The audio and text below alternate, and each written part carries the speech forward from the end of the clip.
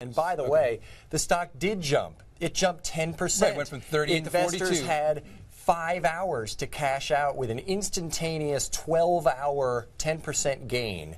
Most people would kill for that. That's true. And I'm sorry that, well, were you disappointed it wasn't the 50% that you might have expected? You got to get over that because nobody's guaranteeing that. In fact, given what we knew then, the IPO looked like it was priced very well. It was priced to rise a little bit. Morgan Stanley looked at the book of interest and said we have 20 times as much demand as we need to price it here. Go ahead and raise the size of the deal if you want.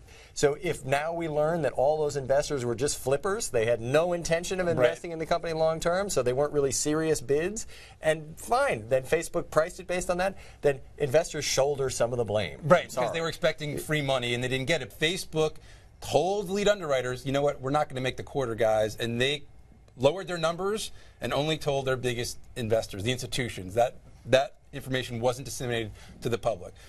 It seems to me that Facebook has a problem here in terms of violating regulation FD, if that's really what happened. Basically, in an IPO, the analysts at underwriters are allowed to talk to company management and come up with forecasts for the company.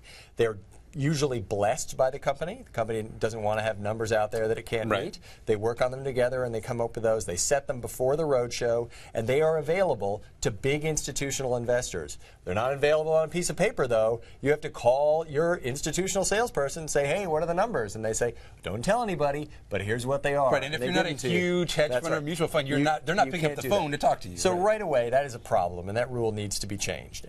The problem here is that Facebook and the underwriter analysts agreed on the numbers, and then a week later, Facebook called up and said, whoa, you got to cut the numbers because the second quarter is coming in light.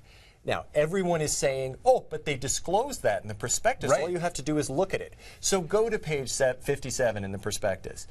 There is no indication, from what I can tell, that the second quarter is going to be weaker than they expected a week before. And that is the real message. And again, people say, oh, you have to be stupid not to see that.